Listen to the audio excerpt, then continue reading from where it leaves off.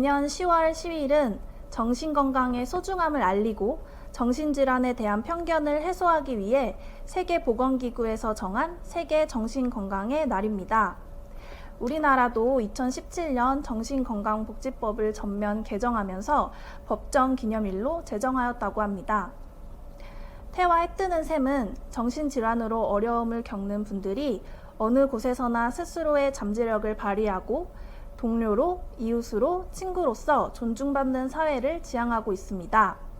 정신건강의 날을 맞이하여 태와 해 뜨는 샘의 최세미 사회복지사님과 이야기를 나눠보도록 하겠습니다. 네, 안녕하세요. 안녕하세요. 일단 먼저 자기소개 부탁드려도 될까요? 네, 물론입니다. 저는 태화복지관 3층에 위치하고 있는 태화 해 뜨는 샘이라는 정신장애인 주간재활시설에서 5년째 근무하고 있는 최세미 사회복지사입니다. 반갑습니다. 이야. 네, 그럼 인터뷰를 본격적으로 진행해 보도록 할 텐데요. 먼저 첫 번째 질문입니다. 네. 태와 해 뜨는 샘에서는 어떤 활동들을 하고 있나요?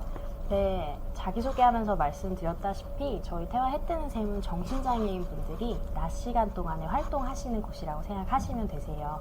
그렇기 때문에 정신장애인 분들의 삶을 지원하는 기관이고요. 회원분들이 이제 취업을 하시거나 혹은 독립을 하시거나 또 건강한 삶을 사실 수 있도록 지원하는 사업들을 주로 하고 있다라고 알고 계셔주시면 좋겠습니다. 네, 감사합니다. 그럼 두 번째 질문으로 넘어가 보겠습니다. 네. 정신질환의 경우 조현병 환자 관련 범죄가 잇따라 보도되면서 우리 사회에서 조현병이 곧 잠재적 범죄자라는 그런 인식이 생겨버린 것 같아요. 이러한 편견 속에서 정신질환을 갖고 계신 분들이 더욱 움츠러들 수밖에 없지 않나 하는 생각이 드는데요. 이에 대해서 선생님은 어떻게 생각하시는지 궁금합니다. 네, 정신건강 분야에서도 뜨거운 이슈이기는 한데요. 사실 정신질환을 갖고 계신 분들이 전부 다 범죄를 저지르는 건 전혀 아니고요. 오히려 그 정신질환을 갖고 계신 분들이 범죄를 저지르는 비율이 굉장히 낮아요. 네. 그런데 그럼에도 불구하고 방금 선생님 질문 주신 것처럼 왜 그런 인식이 시민 여러분들께 있나 하고 살펴보면 이제 언론의 문제가 좀 큰 편이고요. 이제 그런 사례가 많지 않음에도 불구하고 정신질환자가 저지른 범죄의 경우에는 그냥 범죄 사건만 보도하는 것이 아니라 조현병 약을 먹고 있는 조현병 환자라는 타이틀로 이제 기사가 나가게 되죠. 그러면 그런 언론을 받아들이는 이제 시민들 입장에서는 조현병이 있으면 범죄를 저지를 수 있나 보다. 조현병 환자들은 범죄를 저지르는 사람들인가 보다 하는 이제 오해를 가지시게 되는 거죠. 그래서 저희는 이제 당사자분들이 요즘은 목소리를 많이 내고 계시는 것 중에 하나는 이제 미디어 매체나 언론에서 그런 자극적인 조현병을 안 좋은 인식을 심어주는 그런 기사들은 좀 내지 않아 주기를 당사자분들이 좀 목소리를 내고 계시고요. 받아들이시는 시민분들 입장에서도 모든 조현병이 저런 건 아니니까 라고 좀 생각해 주시면 훨씬 더 인식 개선에 도움이 되지 않을까 싶습니다. 그리고 저희 회원분들도 사실은 증상 때문에 집에 머무시거나 이렇게 대인관계가 많지 않으신 분들도 간혹 계세요. 근데 그런 질환을 이겨내시고 이제 저희와 같은 시설에 나오시면 저희 관계가 다시 회복되고 또 시민분들께 우리도 정신질환이 있지만 그럼에도 불구하고 이렇게 잘 살아가고 있어요 라는 것들을 좀 보여주는 계기가 될 수 있으니까요. 집에 계시지 마시고 이런 기관에 혹은 정신건강복지센터에 연락해보시는 것이 도움이 될 것 같습니다. 감사합니다. 선생님의 답변을 듣고 나니까 그럼 과연 지역사회복지관에서 지역사회와 그리고 정신질환이 있는 분들이 함께 살아가기 위해서 과연 구체적으로 어떤 노력들을 하고 계신지가 더 궁금해졌는데요. 이에 대해서 답변해 주시면 감사할 것 같습니다. 제 개인적인 생각으로는 뭔가 사업을 많이 만드는 것보다는 정신질환을 갖고 계신 분, 갖지 않으신 분, 경계 없이 같이 어울릴 수 있는 장이 많이 마련되면 좋겠다는 생각이 듭니다. 저희 복지관 4층 옥상 정원에 오시면 저희 회원분들이 직접 가꾸시는 텃밭이 있는데요. 그 공간은 태화 해 뜨는 샘을 다니시는 정신장애인 분들에게만 한정된 공간이 아닙니다. 지역 주민분들이 언제나 오셔서 힐링하시고 텃밭 구경하실 수 있는 그런 공간인데요. 그런 공간 안에서 아, 이거 정신장애인이 키운 식물이야? 와, 이런 인식 개선들이 자연스럽게 일어날 수 있을 거라고 생각되고요. 저희가 내년에는 그 텃밭을 지역 주민분들께도 좀 분양을 해드릴 예정이에요. 그래서 같이 텃밭을 가꾸는 일들이 계속 반복이 되면서 정신장애인에 대한 막연한 두려움 이런 것들이 좀 해소되고 정말 저희 해 뜨는 셈이 가지고 있는 미션 비전처럼 주민분들이 정신장애를 가지신 분들의 동료로, 이웃으로, 또 친구로 함께 하실 수 있지 않을까 기대가 됩니다. 저도 실제로 학층에 있는 그 정원에서 가꾸시는 모습을 본 적이 있는데 보면서도 굉장히 힐링이 많이 되고 네.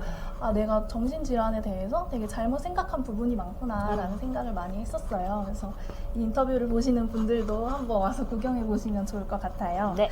네. 네 번째 질문으로 넘어가겠습니다. 성인 4명 중 1명 평생 한 번 이상 정신질환을 겪는다는 그런 통계가 있듯이 자신의 마음을 살피는 게 굉장히 중요하다고 여겨져요.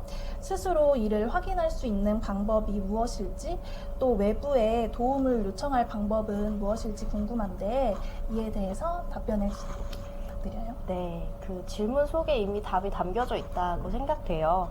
자기 스스로를 계속 살피시는 게 가장 중요하고요. 살피는 방법은 뭐 사람마다 다르긴 하겠지만 감정일기라는 것들이 있어요. 그래서 오늘 내 감정이 어땠지? 자기 전에 한 5분 정도 혹은 10분 정도 시간을 내셔서 오늘 나의 감정 또 생각 이런 것들을 되돌아보시는 게 나 스스로의 상태를 살피는 데 굉장히 도움이 될 수 있고요. 감정 변화를 이제 감정 일기를 통해서 보시게 되면 내가 요즘 왜 이렇게 좀 우울해하지? 혹은 뭐 내가 요즘 왜 이렇게 분노가 많지? 이런 것들을 발견하실 수가 있을 거예요. 그럴 때는 이제 스트레스를 해소할 수 있는 나만의 방법을 찾으시는 게 제일 좋겠죠. 근데 나는 뭘 해야 스트레스가 풀리는지 잘 모르겠어 하시는 분들도 많으실 것 같아요. 그래서 일단은 다양한 것들을 좀 경험해 보시는 것들을 추천을 드리고요. 경험하는 것조차 힘드신 분들도 계실 수 있어요. 번아웃 증후군이라고 요즘 많이들 이야기하죠. 그래서 그 무기력감 때문에 아무것도 할 수 없는 분들도 계실 수 있는데요.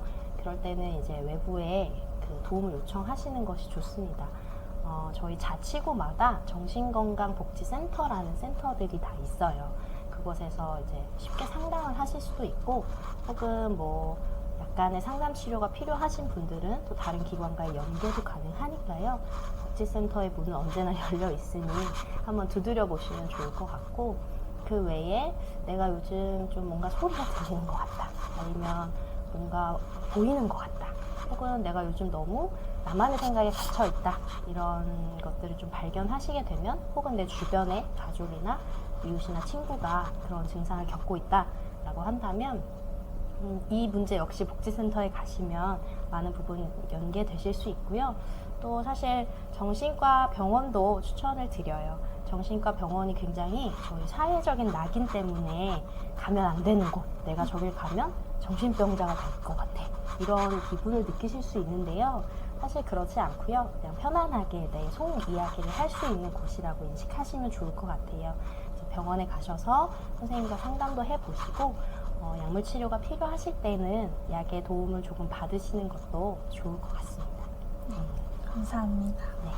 네, 오늘 최세미 선생님과 인터뷰를 하면서 태화 해 뜨는 셈의 사업들, 그리고 지역사회와 정신질환을 갖고 계신 분들이 더불어 살아가기 위한 지역사회 복지 간의 역할, 스스로의 마음을 살피고 외부의 도움을 받을 수 있는 방법들에 대해 알아보았습니다. 마지막으로 선생님 하시고 싶은 말씀이 있으실까요? 네, 오늘 미디어나 언론 매체에서 정신질환자에 대한 낙인 찍는 것들에 대해서도 또 잠깐 이야기 나눴었는데요. 사실 정신장애인 분들은 우리가 감기를 앓고 있듯이 그냥 그 질환을 가지고 계신 분들일 뿐이지 우리와 많이 다른 분들은 아닙니다.